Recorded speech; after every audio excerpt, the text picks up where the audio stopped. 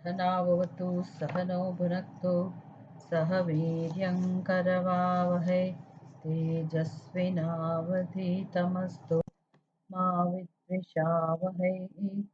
ॐ शान्ति शान्ति शान्तिः। द्वादश ज्योतिर्लिंग स्तोत्र। ॐ सौराष्ट्रे सोमनाथं च श्रीशैले मल्लिकार्जुनम् उज्जयिन्यां महाकालम् ओङ्कारं ममलेश्वरम् परल्यां वैद्यनाथं च डाकिन्यां भीमशङ्करम् सेतुबन्धे तु रामेशं नागेशं दारुकावने वाराणस्यां तु विश्वेशं त्र्यम्बकं गौतमीतटे हिमालये तु केदारं कुष्मेशं च शिवालये एतानि ज्योतिर्लिङ्गानि सायं प्रातः पठेन्नरः सर्वजन्मकृतं पापं स्मरणेन विनश्यते स्मरणेन विनश्यते।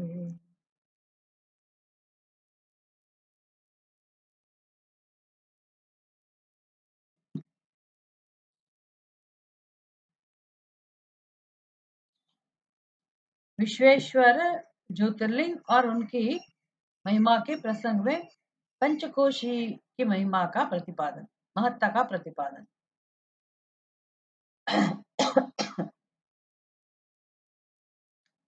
अभी द्वादश ज्योतिर्लिंग की कथाओं के अंतर्गत काशी विश्वनाथ ज्योतिर्लिंग जो है उनके विषय में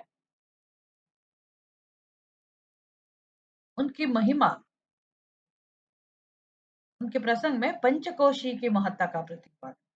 पंचकोशी नगरी, एक जमाने में उसका नाम था पंचकोशी नगरी, वही आज काशी नाम से विराजमान,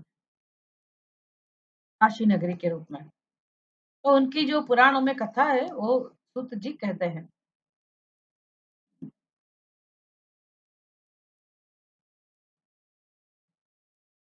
सूत जी कहते हैं, मुनिवरों, अब मैं काशी के विश्वेश्वर नामक ज्योतिर्लिंग का अब मैं नाश हाँ अब मैं काशी के विश्वेश्वर नामक ज्योतिर्लिंग का महात्म्य बताऊंगा। अभी सूत जी हमें द्वादश ज्योतिर्लिंग के अंतर्गत ये विश्वनाथ भगवान, उनकी महिमा का वर्णन करेंगे। वो ज्योतिर्लिंग कैसा है? महापातकों का भी नाश करने वाला है। तुम लोग सुनो, इस भूतल पर जो कोई भी वस्तु दृष्टिगोचर होती है वह सच्चिदानंद स्वरूप, निर्विकार एवं सनातन ब्रह्म रूप है। ये तो हमारे उपनिषद का विषय आ गया। भले सगुण ब्रह्म का वर्णन हो, कोई कथा का वर्णन हो, सगुण ब्रह्म वास्तव में वही सच्चिदानंद स्वरूप परमात्मा की विभूति है, उनकी अभिव्यक्ति है। कोई दूसरा तो है नहीं। निर्गुण परमात्मा से, आत्मा से भिन्न तो सगुण ब्रह्म है ही नहीं। ईशावास्यम इदं इदं सर्वं यत् किंच जगत्याम जगत, यत् किंच जगत्याम जगत, यत् किंच जो भी है इस जगत में वास्तव में परमात्मा की अभिव्यक्ति है। इसका मतलब है अभी हम जहां है, जिसका भी दर्शन करते हैं, जिस समय में है, जो भी है वो साक्षात परमात्मा की ही अभिव्यक्ति। ये जब समझ में आ जाए पूर्णतः, तब हम कह सकते हैं अहम ब्रह्मास्मि पूर्णोहम। हमारा समावेश इसके अंदर करना है, जगत के अंदर, विश्व के अंदर। और जो जिसका अनुभव हो रहा है वो अनुभव किसको हो रहा है? जो खुद निराकार निर्गुण स्वरूप है, सच्चिदानंद स्वरूप है, आत्मा, वही जब उपाधि को हम कहते हैं तब खुद वो सगुण बन जाते हैं। फिर अपना वो मूल स्वरूप है उसकी विस्मृति हो गई। एक बार इस उपाधि को अहम कहने पर अपने मूल स्वरूप की विस्मृति हो गई, उसको हम अज्ञान कहते हैं।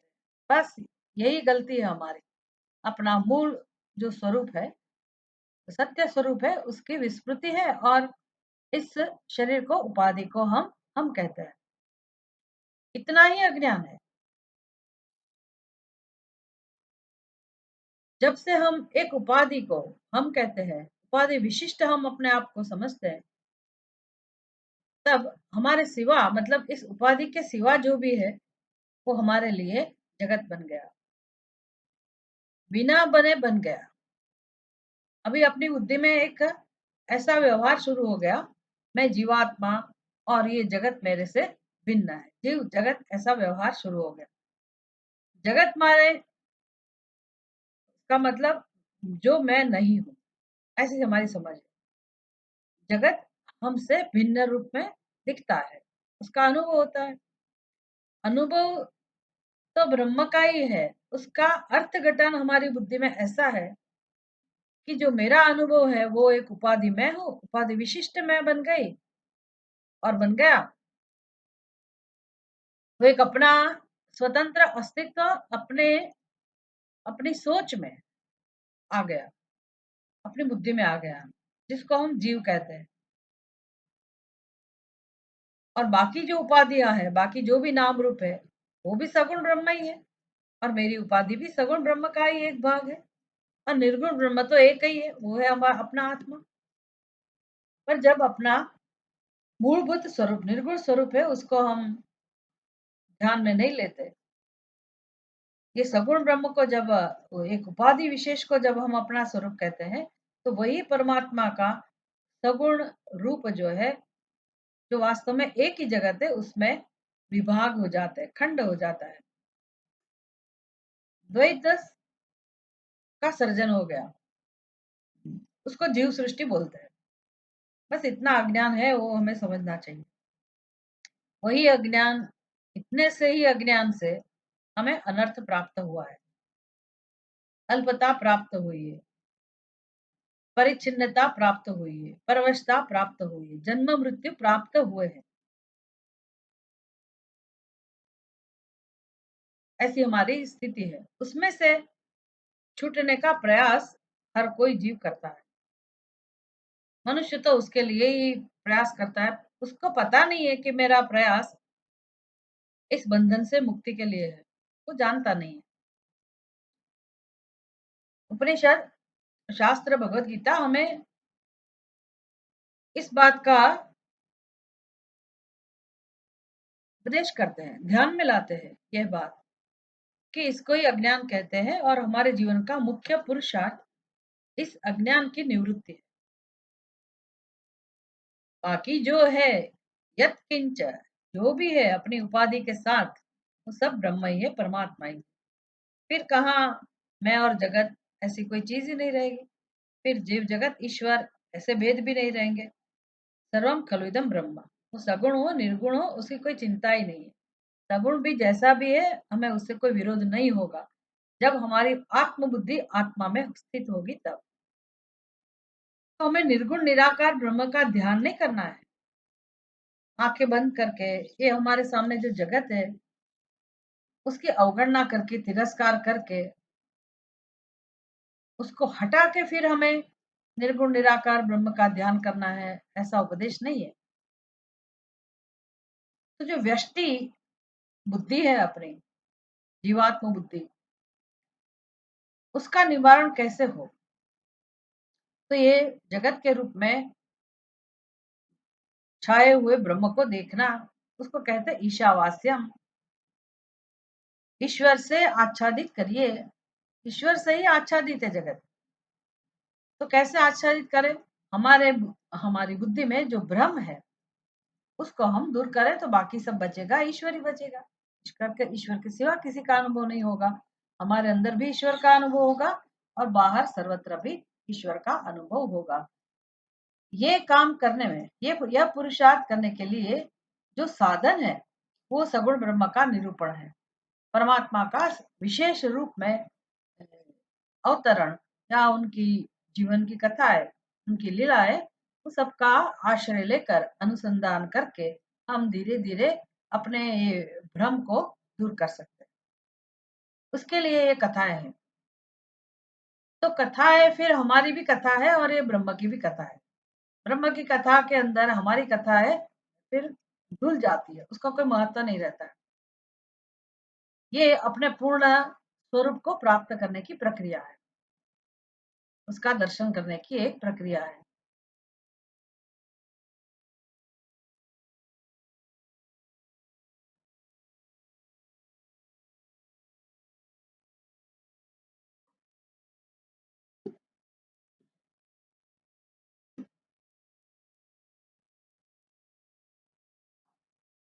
इसलिए अभी सूत जी कहते हैं, मुनिवरों, जो ये ज्योतिर्लिंग काशी विश्वेश्वर का महात्म बताऊंगा, तो वो महात्म्य, ज्योतिर्लिंग का महात्म्य ऐसा है कि जो महापातकों का भी नाश करने वाला है। तो अज्ञानवश जीव कितने भी पाप करता रहता है, कितने भी पाप क्यों नहीं किया हो, महापातकों का भी वह नाश करने वाला है। ये महात्म्य को सुनना, ज्योतिर्लिंग के महात्म्य को जानकर उनका अनुसंधान करना, उनका स्मरण करना, तो वो स्मरण से अपने पूर्व जन्म कृत पाप का नाश होता है। इस भूतल पर जो कोई भी वस्तु दृष्टिगोचर होती है, वह सच्चिदानंद रूप, निर्विकार एवं सनातन ब्रह्म रूप है। जब ये हमें समझ में आएगा, तब जीवन में आनंद ही आनंद है। यत्र यत्र मनोयाति तत्र तत्र समाधय। फिर संसार नहीं रहता है, जगत रहता है, लेकिन अपना व्यक्तिगत संस्कार है, उसका नाश हो जाता है, हम जाग जाते हैं। इस अपने कैवल्य अद्वैत भाव में ही रमने वाले उन अद्वितीय परमात्मा में कभी एक से दो हो जाने की इच्छा जागृत हुई। तो जो उपनिषद की प्रक्रिया है, वही प्रक्रिया यहाँ भी दिखती है, क्योंकि है तो ये अध्यारोप, ये जगत है, ये एक अध्यारोप ही है। उसका कभी सर्जन तो हुआ नहीं, जगत की उत्पत्ति हुई ही नहीं है, फिर भी उत्पत्ति की कथा कही जाती है। और अभी भी इस क्षण भी एक ही परमात्मा है, एकमेवा अद्वितीयम वही है। अनेकता के बीच में भी एक ही परम तत्व लहरा रहा है। सत्य तो यही है। इसीलिए जब हमारी बुद्धि में द्वैत है, तो द्वैत को ध्यान में रखते हुए उसकी उत्पत्ति की कथाएं शुरू की जाती है। तो कैसे उत्पत्ति हुई? तो मूल में तो वही अद्वैत तत्व था, और अपने स्वरूप में ही रमने वाला उस उन अद्वितीय परमात्मा में कभी एक से दो हो जाने की इच्छा जागृत हुई। ये उपनिषद का वाक्य है, बृहदारण्यक उपनिषद का।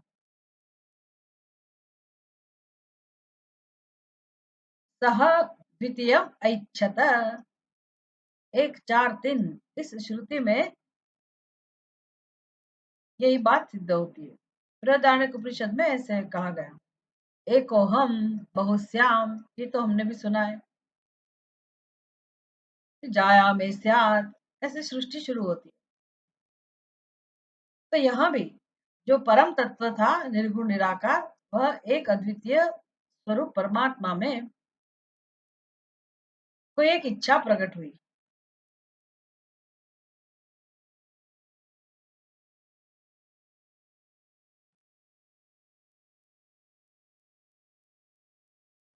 एको हम बहुश्याम, एक से दो हो जाने की इच्छा जागृत हुई। फिर वे ही, अभी निर्गुण निराकार स्वरूप परमात्मा में कभी कोई इच्छा होती ही नहीं, ये हम भी जानते हैं। और तभी तो निर्गुण निराकार ब्रह्म को अहम का स्वरूप जानकर ही मोक्ष सिद्ध होता है। अगर परमात्मा में इच्छा है, तो मोक्ष का वो नित्यत्व नहीं रहेगा। कभी भी इच्छा हुई तो फिर से हमारा जन्म होगा। इसलिए निर्गुण निराकार ब्रह्म में इच्छा का कोई प्रश्न ही नहीं है। और यहाँ कथा ऐसे ही शुरू करनी पड़ेगी कि एक बार उनको इच्छा हुई, क्योंकि मूल में कारण तो वह सत ही है। सत एव सात सृष्टि ही प्राक सत एव आसीत। सृष्टि के पहले, उत्पत्ति के पहले सत्स्वरूप परमात्मा ही थे। तो कैसे ये सृष्टि आई? सृष्टि आई ही नहीं है, अभी भी सृष्टि है ही नहीं। सृष्टि जिसको दिखती है वो ही नहीं है। वो अपने स्वरूप को अगर पहचाने कि मैं ऐसा हूं ही नहीं, कि मैं और मुझे दिखने वाली सृष्टि ऐसे दो तत्व तो है ही नहीं। जब हम अपने आप को आत्म स्वरूप में देखेंगे और उपाधि को वही पूर्ण ब्रह्म परमात्मा की अभिव्यक्ति के रूप में देखेंगे, जो दृष्ट नष्ट स्वभाव है, जो मात्र एक अवभास है, प्रतिबिंब स्थानीय है, जिसका कोई महत्व नहीं है, कभी भी इसकी सत्यता नहीं है। जब हम ऐसा समझ पाएंगे तो सृष्टि रहेगी भी नहीं हमारे सामने, और सृष्टि है भी नहीं। तीनों काल में नहीं है, काल ही नहीं है, इसीलिए सृष्टि भी नहीं है। ये वेदांत का सिद्धांत है, वही सत्य है। वेदांत का सिद्धांत मतलब दूसरे सिद्धांतों में एक सिद्धांत वेदांत का है ऐसा नहीं है, वही सत्य है। और वो जो सत्य समझाने वाला सिद्धांत है उसको वेदांत सिद्धांत कहते हैं। तो वही परमात्मा निर्गुण निराकार। अब जो समझने की कोशिश करने वाले हैं, कर रहे हैं, और जिनके लिए कठिन है कि ऐसा कैसे हो सकता है, उनके लिए ये कथाएं उपयोगी। कि कैसे परमात्मा में से सृष्टि उत्पन्न हुई, क्योंकि दूसरा कोई तो है नहीं, तो कारण तो परमात्मा ही है। इसलिए माया को लानी पड़ती है। माया को बीच में लाकर सृष्टि का वर्णन कर सकते हैं। फिर कारण का स्वरूप प्रकट करने के बाद जब अपवाद करते हैं तो कारण का मूल स्वरूप समझ में आता है कि जहाँ जो भी है, जो भी नाम रूप है, जो देश है, जो काल है, उस सब में अस्थि भांति प्रिय स्वरूप ब्रह्म ही है, वही अधिष्ठान रूप है। और जब हम अपने आत्मा को ऐसे अधिष्ठान रूप समझ सकते हैं, हमारा अहम भाव सच्चिदानंद स्वरूप आत्मा में जब स्थित होता है, फिर दृष्टा जो उपाधि में अहम भाव करने वाला दृष्टा है उसका बाद हो जाता है। शरीर तो रहता है, उपाधि रहती है, लेकिन शरीर में अहम भाव न रहने से वो दृष्टा भी नहीं रहता है। जब वो दृष्टा नहीं रहता है तो अहम भाव तो निर्गुण निराकार है, फिर उसमें अनेकता की अनुभूति करने वाला ही कोई नहीं है, जैसे सुषुप्ति में होता है। सुषुप्ति में ये जो उपाधि विशिष्ट में अहम भाव है, जागृत अवस्था में जो है वो सुषुप्त में नहीं रहता है। शरीर रहता है, उपाधि रहती है, जिसको हम जगत कहते हैं, वो जगत है ही, वो हमारी उपाधि जगत ही है। तो ऐसा जगत सुषुप्ति में भी है, लेकिन हमारी दृष्टि में नहीं है, हमारे अनुभव में नहीं। हमारे अनुभव में क्यों नहीं है? क्योंकि हमारा अहम भाव कोई विशिष्ट उपाधि में नहीं है। अनुभव तो है सुषुप्ति में, किसका अनुभव है? पूर्णता का अनुभव है, अद्वितीयता का अनुभव है। तो दृष्टा तो है, ये जागृत दृष्टा है, उसका अधिष्ठान नित्य दृष्टा सच्चिदानंद स्वरूप आत्मा, वो तो सुषुप्ति में भी है। पर उसको उस समय हमें अपने स्वरूप का ज्ञान नहीं रहता है। जागृत अवस्था में अगर हम ये सत्य को जान ले कि हमारा सत्य वही निर्गुण निराकार ब्रह्म स्वरूप, वही हमारा सत्य है, और ये जो विशिष्ट उपाधि हमको जो प्राप्त हुई है वह परमात्मा का स्वरूप है, सभी उपाधि परमात्मा का स्वरूप है, और हम उनका अधिष्ठान है। हमारा सत्य केवल सत्य, चित और आनंद है। तब भी जागृत अवस्था में पूर्णता का अनुभव हो सकता है, उसका नाम ही मोक्ष है, उसका नाम ही जीवन मुक्ति है। जो सुषुप्त में अनुभव है वह जागृत अवस्था में अनुभव होगा। हो सकता है, कब होगा? जब अपने ऊपर जो अध्यारोप किया गया है दृष्टा का, उसका जब अपवाद होगा, उसका बाद हो जाएगा। विचार करने पर बाद हो सकता है, विचार करने से ही बाद हो सकता है, जिसको हम ज्ञान कहते हैं। अगर ये पुरुषार्थ करते रहे तुम हमेशा के लिए इस अज्ञान से मुक्ति पाकर अपने परम स्वरूप में स्थित हो सकते हैं। तो कथा में भी, पुराणों में भी यही सत्य, यही प्रक्रिया का आलम्बन लिया जाता है कि परमात्मा तो एक ही है, उनको अनेक होने की इच्छा हुई, इच्छा जागृत हुई, फिर वही परमात्मा सगुण रूप में प्रकट हो गए और तब वो शिव कहलाए। इसका मतलब है वास्तव में जो निर्गुण निराकार है वही शिव है, और सगुण है वो भी शिव ही है। वे शिव ही पुरुष और स्त्री दो रूप में प्रकट हो गए। उनमें जो पुरुष था उसका शिव नाम हुआ, और जो स्त्री हुई उसे शक्ति कहते हैं, शिव शक्ति। उन सच्चिदानंद रूप शिव और शक्ति ने स्वयं अदृष्ट रहकर स्वभाव से ही दो चेतनों की सृष्टि की, प्रकृति और पुरुष दो चेतन की सृष्टि की। जैसे हमने उपनिषद में देखा था, मिथुन प्रकट हुआ, एक जोड़ा प्रकट हुआ, रैक्व चंद्रमा, प्राण और चंद्रमा, और फिर उसने ही सारी सृष्टि उत्पन्न की। यहाँ ऐसे बतलाया गया कि प्रकृति और पुरुष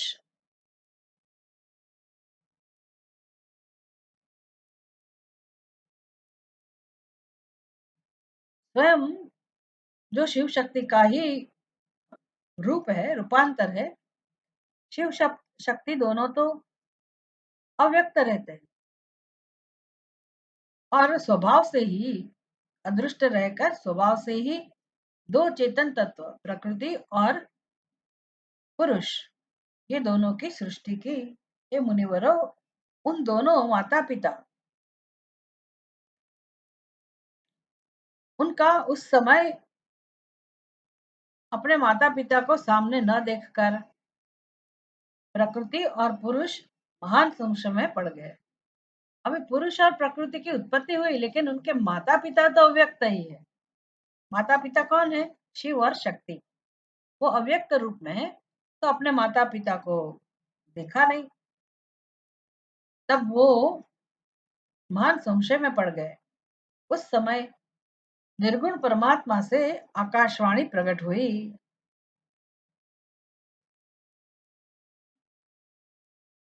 आकाशवाणी की बात भी हम सुनते आए हैं, कथाओं में इसका प्रयोग बार बार होता है। आकाशवाणी, कहीं से दिव्य वाणी प्रकट होती है। आकाशवाणी प्रकट हुई, तुम दोनों को तपस्या करनी चाहिए। कौन दोनों को?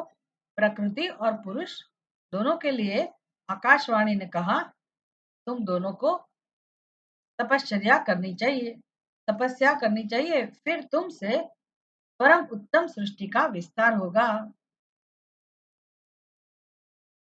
अभी गृहस्थ आश्रम में सृष्टि के लिए यही उपदेश है।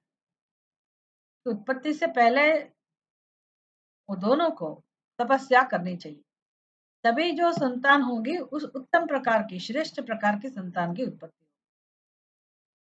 यही सा नियम सब जगह आज भी लागू होता है। ये प्रकृति और पुरुष बोले, प्रभु शिव, तपस्या के लिए तो कोई स्थान है ही नहीं, फिर हम दोनों इस समय कहाँ स्थित होकर आपकी आज्ञा के अनुसार तप करें। बात तो सही है, अभी सर्जन हुआ ही नहीं था, तो कुछ था ही नहीं, तो कुछ जगह तो चाहिए तपस्या करने के लिए। इसलिए प्रकृति और पुरुष ने भगवान शिव जी को प्रार्थना की। जो आकाशवाणी जहां से सुनाई दी थी उनको ही प्रार्थना की, प्रभु हमें आप कोई स्थान दीजिए जहां जाकर हम आपने आपकी आज्ञा के अनुसार तपश्चर्या कर सके। तब निर्गुण शिव ने तेज के सारभूत 5 कोस लंबे चौड़े शुभ एवं सुंदर नगर का निर्माण किया।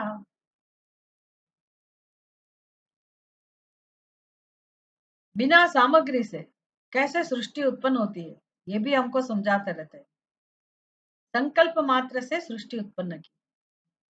जब शिव जी की मूल सृष्टि संकल्प से उत्पन्न हुई, उसमें से ही शिव शक्ति की उत्पत्ति हुई, उसमें से ही ये प्रकृति पुरुष की उत्पत्ति हुई, और बाद में वो दोनों ने सारी सृष्टि सर्जन कर दी, सारी सृष्टि का सर्जन कर दिया, सारी सृष्टि उत्पन्न हो गई। तो संकल्प से ही ये सृष्टि जो उत्पन्न होती है, जिसको हम वैचारिक सृष्टि कहते हैं।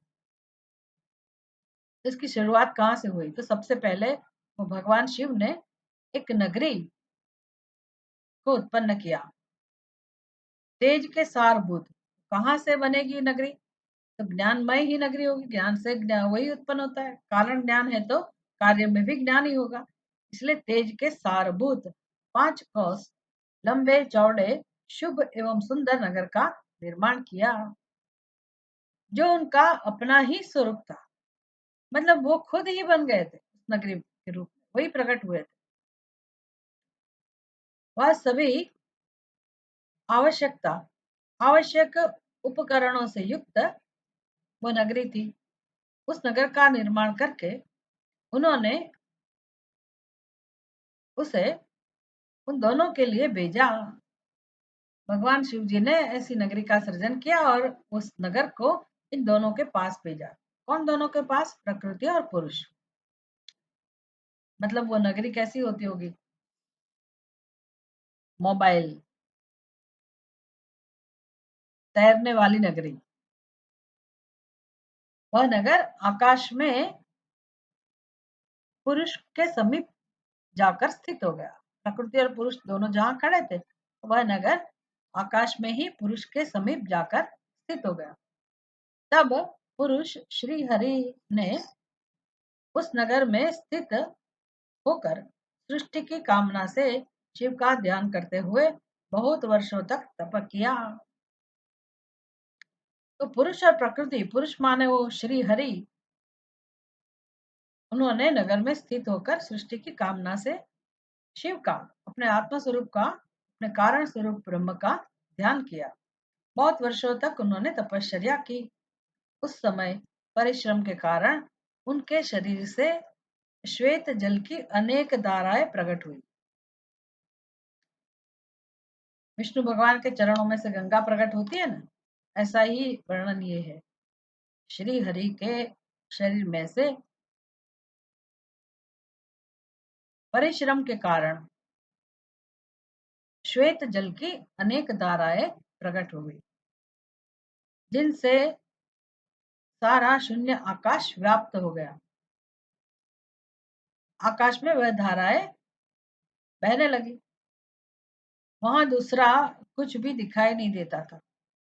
उसे देखकर भगवान विष्णु मन ही मन बोल उठे, यह कैसी अद्भुत वस्तु दिखाई देती है। उस समय इस आश्चर्य को देखकर उन्होंने अपना सिर हिलाया, जिससे उन प्रभु के सामने ही उनके एक कान से मणि गिर पड़ी।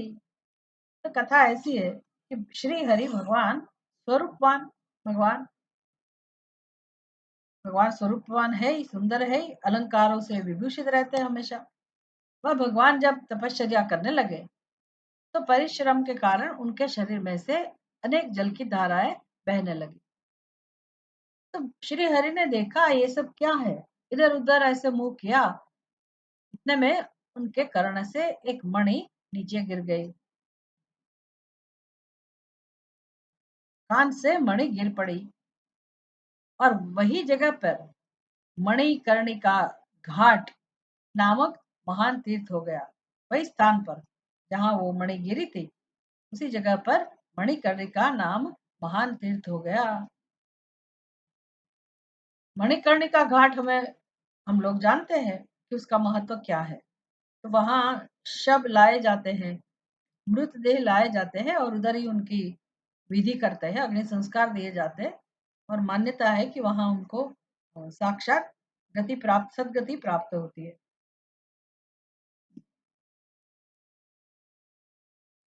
जब पूर्वोक्त जल राशि में वह सारी पंचकोशी डूबने और बहने लगी, उस श्रीहरि के शरीर में से जो श्वेत धाराएं शुरू हो गई थी, उस धारा में चारों तरफ पानी ही पानी हो गया। तो जो जिस काशी में भगवान रहकर तपस्या कर रहे थे, पंचकोशी नगरी में, वो डूबने और बहने लगी, वो तैरने लगी वो नगरी पानी में। तब निर्गुण शिव ने शीघ्र ही उसे अपने त्रिशूल के द्वारा धारण कर लिया। तो श्री हरि को तो कुछ समझ में नहीं आ रहा था क्या हो रहा है, और भगवान शिव जो अव्यक्त रूप में रहा करते हैं, शिव और शक्ति, तो भगवान ने देखा और उस नगरी को भगवान ने अपने त्रिशूल पर धारण कर दिया। त्रिशूल के द्वारा धारण कर लिया उस नगरी को। फिर विष्णु अपनी पत्नी प्रकृति के साथ वही रहे। तब उनकी नाभि से एक कमल प्रकट हुआ और उस कमल से ब्रह्मा जी उत्पन्न हुए। इसलिए ब्रह्मा जी हमेशा कमल में विराजमान होते हैं।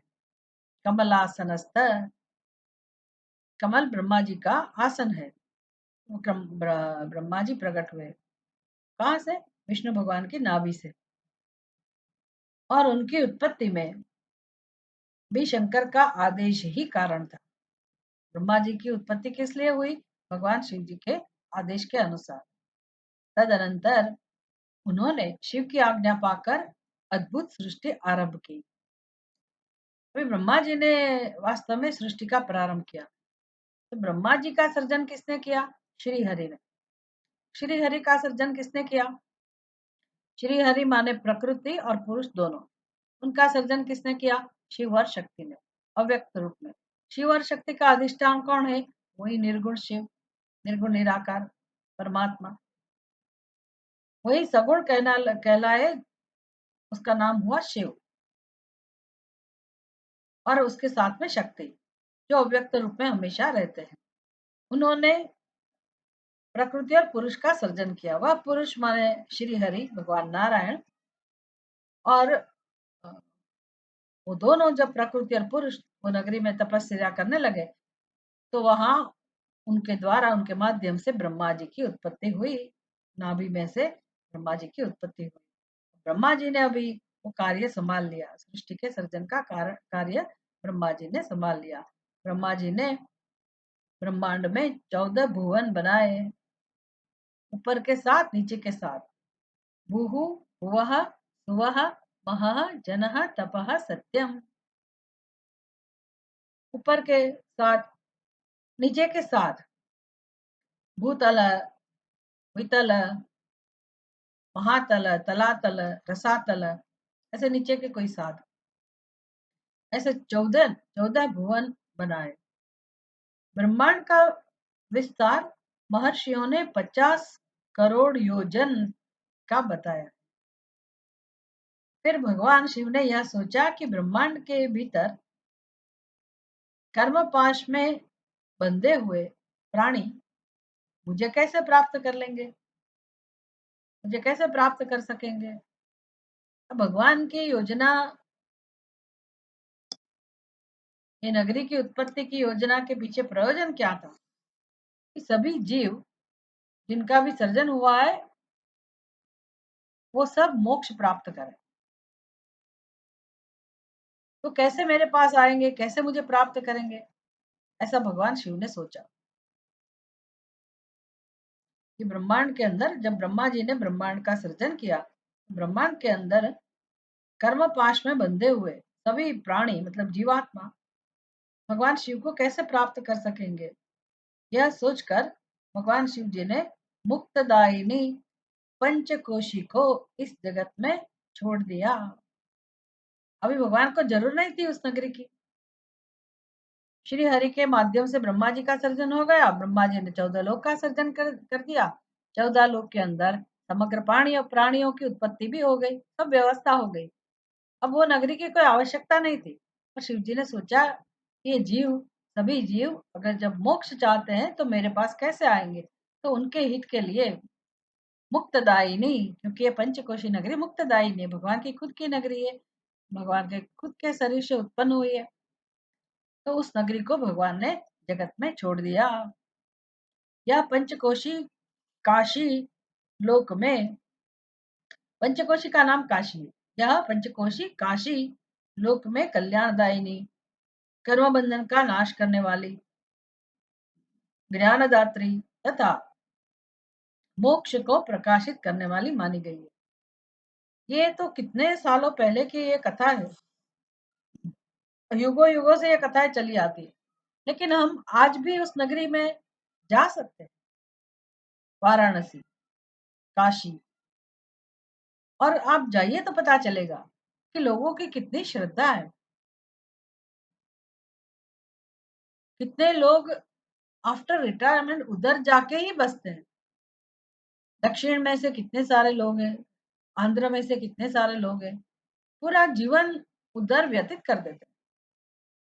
ऐसा निश्चय करके जाते हैं कि उधर जाके नगरी में जाकर बसेंगे। अगर अपने पास द्रव्य की व्यवस्था है, पेंशन वेंशन मिलती है, तो वो किराए पर मकान ले लेते हैं और उधर ही रहते हैं। बस हमेशा के लिए उधर ही रहने का निश्चय कर लेते हैं। जिसके पास ज्यादा द्रव्य है वो लोग अपना घर बना लेते हैं, उधर हमेशा के लिए रहते हैं। कोई किराए पे रहते हैं। करते क्या है, हर रोज भगवान शिव जी की पूजा, महादेव के पास जाना। और संतों की नगरी है, उधर विद्वान भी है। अपनी ब्रह्म विद्या की प्राप्ति के लिए पहले के जमाने में तो सब संत काशी ही जाते थे। अगर कोई काशी नहीं गया तो ब्रह्म विद्या नहीं प्राप्त हो सकती थी। काशी जाना ही जाना है। तो विद्या की नगरी है, ज्ञान की नगरी है। अभी भी उधर कितने विद्वान हैं, कितनी कलाएं हैं, विशिष्ट नगरी। और अ, ऐसी मान्यता है कि उधर मृत्यु अगर प्राप्त होती है जीवात्मा की, तो सीधा मोक्ष मिलता है, भगवान के पास ही अपना स्थान होता है। ऐसा मोक्ष, सायुज्य प्राप्त होता है भगवान का। ऐसी महिमा इस नगरी की आज भी ऐसी की ऐसी महिमा है। तो कर्म बंधन का नाश करने वाली, मतलब मोक्षदायिनी, सब हितों का कल्याण करने वाली, कल्याणदायिनी, मोक्ष को प्रकाशित करने वाली मानी गई है। अतएव मुझे परम प्रिय है। भगवान शिव जी कह रहे हैं, यहाँ स्वयं परमात्मा ने अविमुक्त लिंग की स्थापना की है।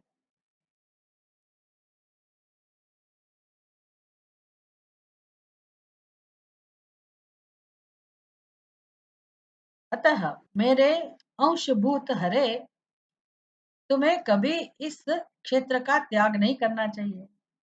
इसका मतलब है हर उधर अभी भी है श्री हरि, इसलिए हरिहर दोनों का मंदिर भी है कहीं कहीं जगह पे। पर श्री हरि को भगवान ने आदेश दिया, भगवान शिव जी ने, कि यह नगरी मैंने उत्पन्न की है, मेरा ही स्वरूप है, और मैं यहाँ छोड़कर जा रहा हूँ। लेकिन इस नगरी में हमेशा आपको रहना चाहिए।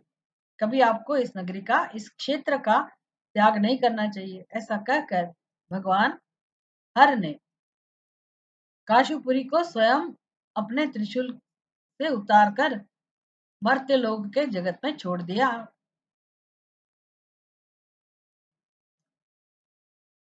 हरि को ऐसा कहकर भगवान हर मतलब शिव ने काशीपुरी को स्वयं अपने त्रिशूल से उतार कर, त्रिशूल पर चढ़ा दिया था ना, त्रिशूल त्रिशूल पर धारण कर दिया था, क्योंकि सब जगह पानी पानी हो गया था। वो डूबने लगी थी, तैरने लगी थी, इसलिए भगवान शिव ने अपने त्रिशूल पर धारण कर दिया।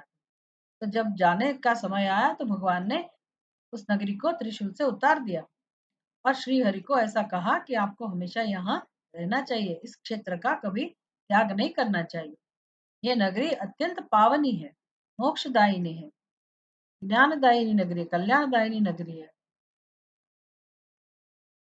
और भगवान ने उधर अविमुक्त लिंग की स्थापना की है, इसलिए अ, ये अविमुक्तेश्वर किसी का नाम है।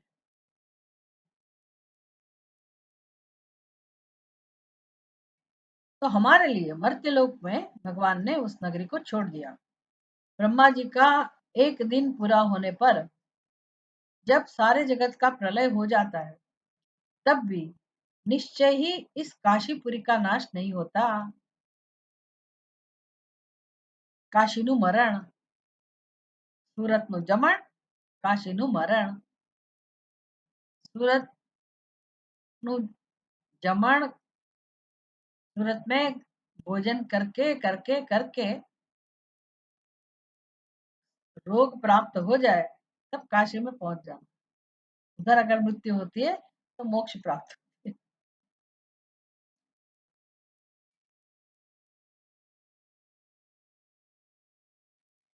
तो काशी नगरी का कभी प्रलय नहीं होता। काशी नगरी काशीपुरी का नाश नहीं होता। उस समय भगवान शिव इसे त्रिशूल पर धारण कर लेते हैं। जब प्रलय आता है तो फिर से भगवान इस नगरी को अपने त्रिशूल पर धारण कर लेते हैं। और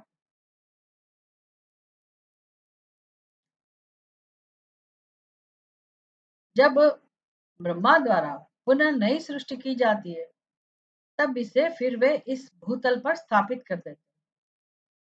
कर्मों का कर्षण करने से ही इस पुरी को काशी कहते हैं। काशी नाम है ना, तो उसकी व्युत्पत्ति कैसी होती है? कर्मों का कर्षण, कर्मों से मुक्ति दिलाने वाली।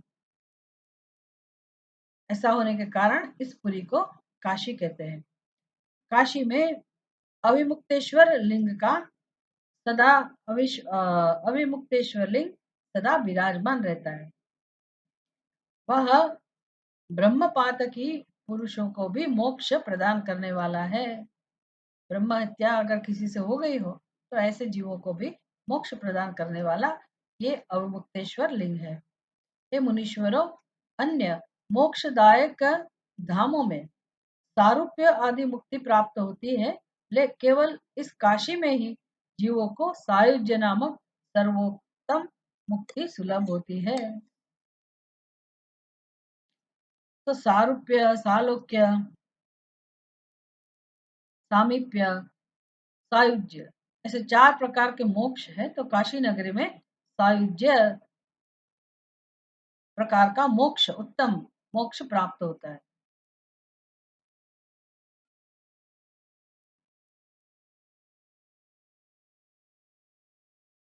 सुलभ सर्वोत्तम मुक्ति, सायुज्य नामक सर्वोत्तम मुक्ति जीवों को सुलभ होती है। जिनकी कहीं भी गति नहीं है उनके लिए वाराणसी ही गति है। इसलिए लोग क्या करते हैं, कभी कोई ऐसी बीमारी आ जाती है और व्यक्ति को पता चल जाता है कि बचने की कोई संभावना नहीं है, कोई उम्मीद नहीं है, और जीवन में इतने दुख आ जाता है, निराश हो जाता है व्यक्ति, तो काशी पहुंच जाता है। कितने लोग उधर ऐसे भीख मंगे, भिखारी के रूप में पड़े हैं उधर रास्ते पे, और भगवान शिव उनका ध्यान रखते हैं, उनका निर्वाह हो जाता है। वो भले दुखी हो पर अंदर से संतुष्ट होते हैं, क्योंकि हम भगवान शिव जी की नगरी में आ गए। उनकी सदगति होती है उधर जाने से। तो यहाँ संसार में जिसको खुद की गति नहीं दिखती है वो सीधा वाराणसी में चले जाते हैं। उनके लिए वाराणसी पूरी ही गति है। तो साक्षात अनुभव होता है उधर उस नगरी में। भले आप दुखी हो, बीमार हो, कोई उपाय ना दिखता हो, लेकिन भगवान शिव जी की नगरी में शांति मिलती है। तो कितने लोग ऐसे फुटपाथ पर भी आपको दिखेंगे, वो लोग उधर ही पड़े रहते हैं, पर उनको खाना भी मिल जाता है, उनको सर्दी में भी रक्षण के लिए चीज वस्तु मिल जाती है, और मन मन में शांति रहती है। तो ये भी उपाय है, और जो साधक है, जिज्ञासु है, उनके लिए तो पूछना ही क्या, तो ब्रह्म ज्ञान देने वाली ही नगरी है। महापुण्यशाली पंचकोशी, करोड़ों हत्याओं का विनाश करने वाली, जितने भी पाप किया हो उनसे अगर मुक्ति चाहिए तो काशी में जाना चाहिए। यहाँ समस्त अमरगण भी मरण की इच्छा करते हैं। अमरगण मतलब देवता, वो लोग भी मुक्ति की आकांक्षा रखते हैं। जब वो लोग इच्छा करके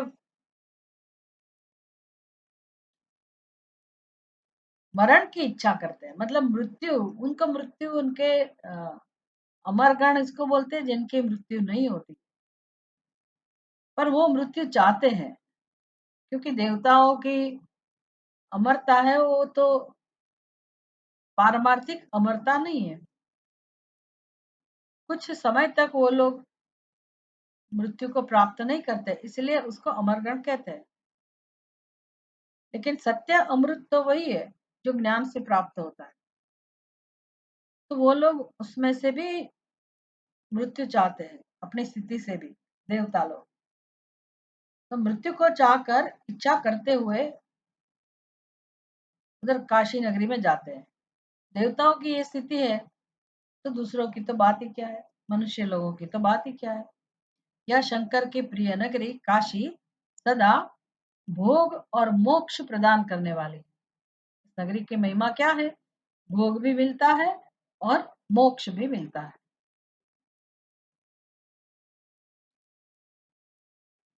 कैलाश के पति भगवान शिव जी, जो भीतर में सत्वगुणी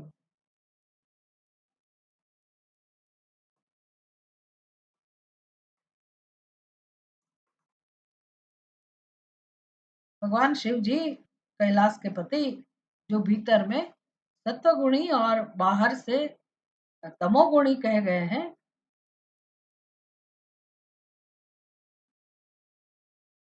कालाग्नि रुद्र के नाम से विख्यात है। काल कालाय नमः।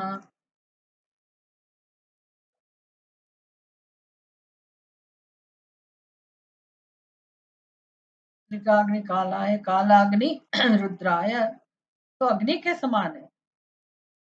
बाहर अंदर से तो वो सत्वगुणी है, बाहर से तमोगुणी कहे गए। कालाग्नि रुद्र के नाम से विख्यात है। वे निर्गुण होते हुए भी सगुण रूप में प्रकट हुए शिव है, मतलब उधर सगुण रूप में प्रकट हुए हैं। उन्होंने बारंबार प्रणाम करके निर्गुण शिव से इस प्रकार कहा। वही भगवान शिव जी अपने ही निर्गुण शिव से जैसे कि बात कर रहे हैं। कौन? वो रुद्र भगवान, जो निर्गुण स्वरूप का सगुण स्वरूप है। तो निर्गुण है, खुद अंदर से सात्विक है, लेकिन बाहर से वो तमोगुणी है और अग्नि स्वरूप है। ऐसे रुद्र स्वरूप भगवान शिव जी को निर्गुण शिव से इस प्रकार कहने लगे। रुद्र बोले, विश्वनाथ महेश्वर, मैं आपका ही हूँ, इसमें संशय नहीं है। सांब महादेव, मुझ आत्मज पर कृपा कीजिए। जगत पते, लोक हित की कामना से आपको सदा यही रहना चाहिए। तो रुद्र भगवान ने प्रार्थना की। रुद्र देवता,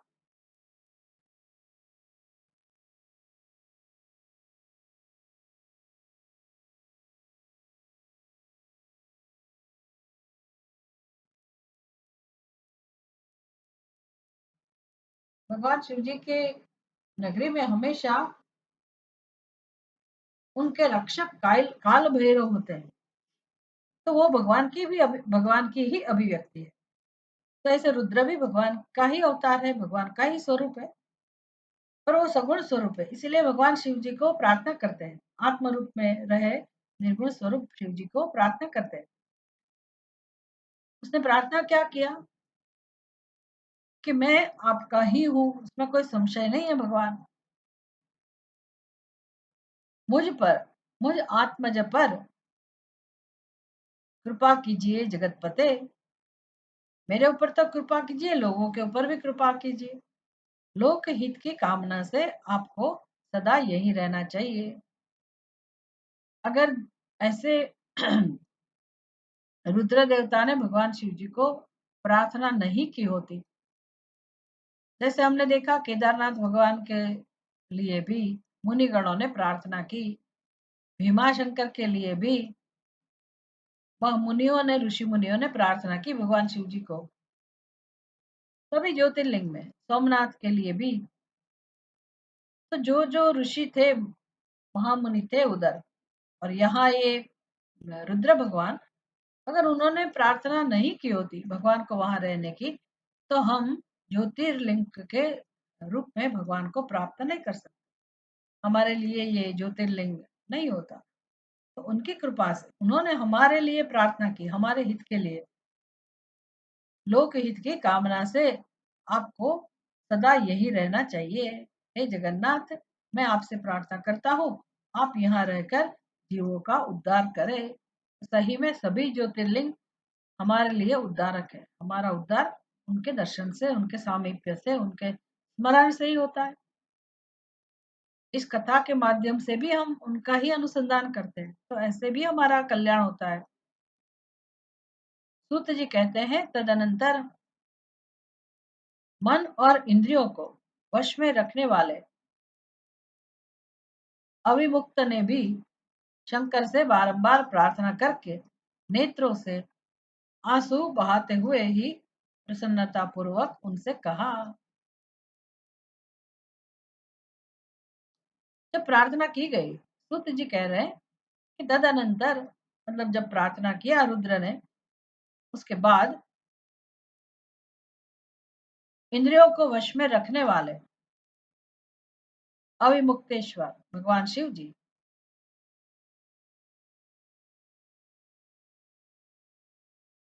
वो जो अविमुक्त उधर लिंग था पहले से, उनकी बात कर रहे हैं। वो अविमुक्त ने भी शंकर से बार बार प्रार्थना करके नेत्रों से आंसू बहाते हुए ही प्रसन्नता पूर्वक उनसे कहा। अविमुक्त बोले, काल रूपी रोग के सुंदर औषध देवादिदेव महादेव संसार रोग हरम का नाम है ना, इसलिए कह रहे हैं कि काल रूपी रोग के सुंदर औषध देवादिदेव महादेव, आप वास्तव में तीनों लोकों के स्वामी तथा ब्रह्मा और विष्णु आदि के द्वारा भी सेवनीय है। अभी जो उधर अविमुक्त भगवान थे, उन्होंने भी महादेव को प्रार्थना किया, प्रसन्नता से आंसू बहाते हुए, गदगद होकर, कि हे भगवान, आप ही तीनों लोक के स्वामी हैं और ब्रह्मा विष्णु आदि के द्वारा भी सेवनीय है। ब्रह्मा विष्णु महेश भी आपकी आराधना करते हैं, उनके भी सेवनीय है। मतलब पृथ्वी लोक में आपका स्थान वैसे तो नहीं है, ऐसी विभूति है आप। हे देव, काशीपुरी को आप अपनी राजधानी स्वीकार करें, क्योंकि भगवान की नगरी है, भगवान से उत्पन्न हुई है। तो इन लोगों ने प्रार्थना किया, भगवान ने तो दे दी कि आपके हित में ये नगरी मैं इधर ही छोड़ देता हूँ, मृत्यु लोक में उस नगरी को छोड़ दे देते शिव जी। तब ये सब महात्माओं ने भगवान से प्रार्थना की और राजधानी बना दिया काशीपुरी को, और भगवान को प्रार्थना की कि आप यहीं रहिए और ये नगरी आपकी ही है, आपकी राजधानी बन जाए, ऐसा करे, इसके रूप में स्वीकार करे। मैं अचिंत्य सुख की प्राप्ति के लिए यहाँ सदा आपका ध्यान लगाए स्थिर भाव से बैठा रहूंगा, ये भगवान शिव जी ने कहा।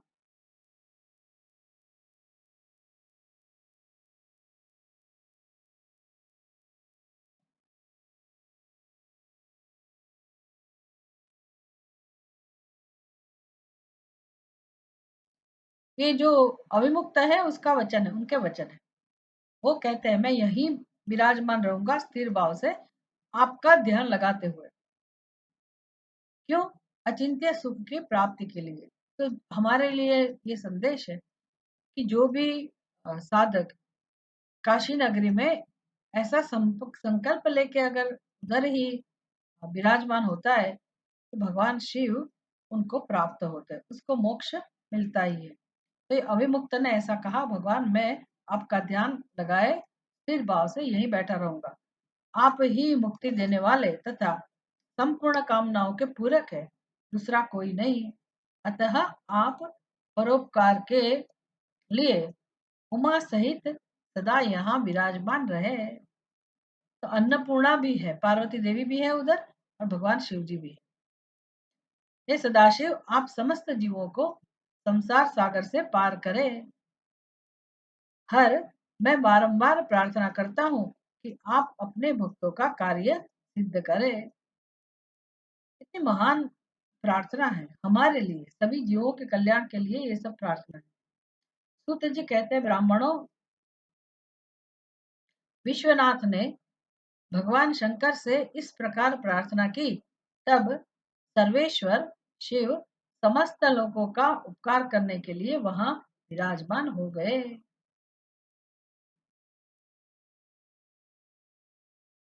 जिस दिन से भगवान शिव काशी में आ गए, उस दिन से काशी सर्वश्रेष्ठ पुरी हो गई।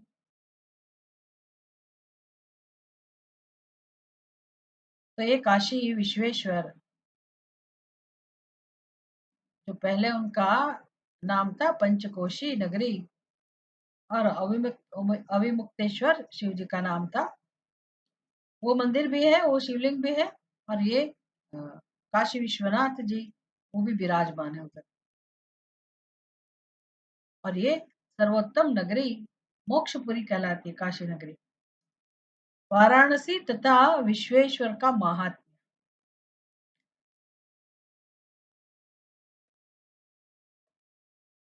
भी एक नया प्रसंग है,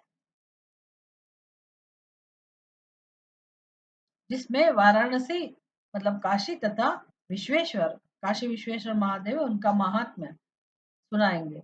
वो हम कल देखेंगे।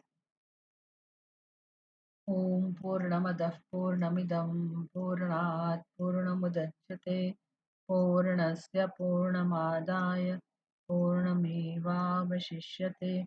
ओम शांति शांति शांति। हरिः ओम। श्री गुरुभ्यो नमः। हरिः ओम।